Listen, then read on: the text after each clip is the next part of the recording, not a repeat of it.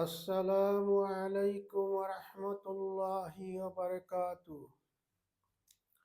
الحمد لله رب العالمين، والصلاة والسلام على أشرف الأنبياء والمرسلين نبي محمد وعلى آله وصحبه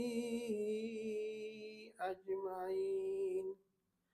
أما بعد فأعوذ بالله من الشيطان الرجيم. بسم الله الرحمن الرحيم. اللهم صل على محمد وعلى آل محمد كما صليت على إبراهيم وعلى آل إبراهيم إنك حميد مجيد.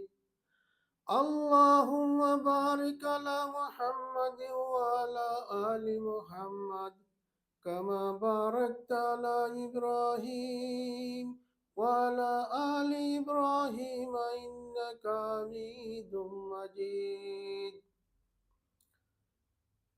প্রিয় বাংলাদেশি ভাই ও বোনেরা, আজকে আমি কয়টা কথা গুরুত্বভাবে বলবো, আপনারা গুরুত্বভাবে শুনবেন।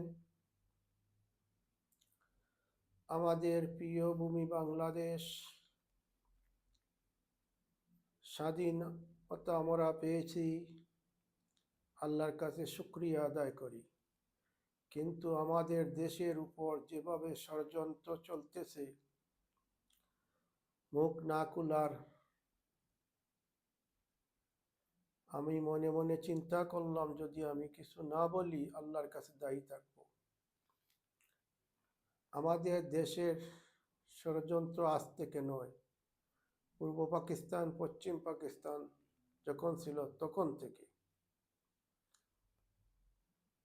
আমাদের দেশের স্বাধীনতার পাওয়ার পর দিনই আমাদের দেশের যা অস্ত্র, গোলাবারুদ এবং ভালো গাড়ি যাগুলো আছে সবগুলা পার্শ্ববর্তী দেশ নিয়ে গেল।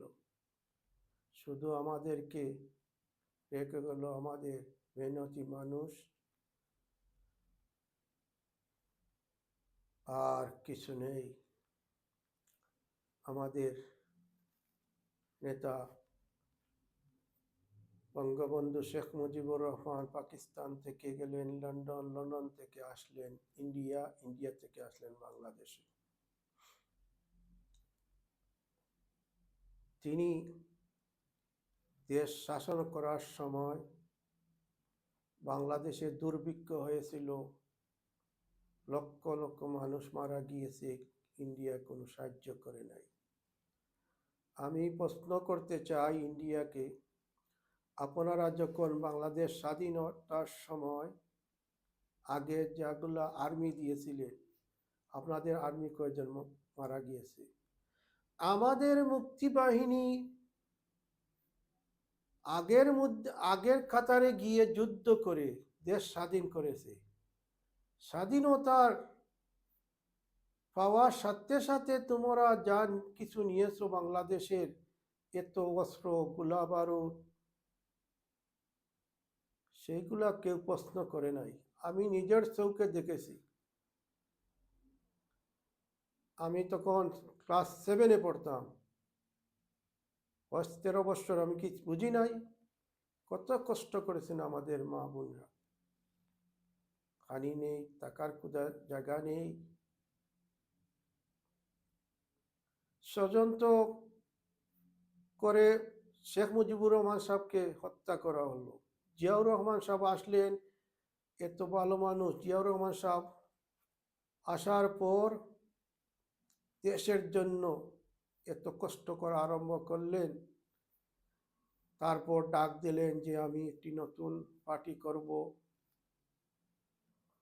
প্রতি ডিস্ট্রিক্টের মধ্যে তখন সবাই ছিল আওয়ামী লীগ। তখন সিলেট জেলার জাতীয়তাবাদী দলের প্রেসিডেন্ট বানালেন জনাব অ্যাডভোকেট শহীদ আলী সাহেবকে। তখন আমি ছিলাম তার পাশে,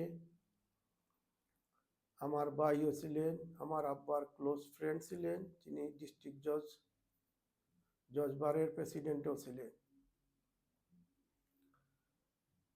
তখন ওনার সাথে আমি সব প্রায় জায়গায় চলে যেতাম। তখন জিয়াউর রহমান সাহেব ডাক দিলেন যে আমি নতুন পার্টির নাম দেওয়া হবে, কোথায়? চিটাগাং আলমাস সিনেমা হলে। আমরা একদিন আগে চলে গেলাম চিটাগাংয়ের মধ্যে, জনাব শহীদ আলী সাহেবকে নিয়ে হোটেলে থাকলাম। সকালবেলায় আমরা আলমাস সিনেমা হলে আমাদেরকে কার্ড দেওয়া হলো, তা বিশিষ্ট যারা আসছেন সবার জন্য কার্ড। আমি তো আর ছিলাম সিলেট জেলা বিএনপির প্রেসিডেন্টের সাথে, আমারও কার্ড ছিল। তখন আমরা সেইখানে গিয়ে শপথ গ্রহণ করা হলো বিএনপি জাতীয়তাবাদী দলের। সেই জায়গা থেকে আমরা শপথ গ্রহণ করে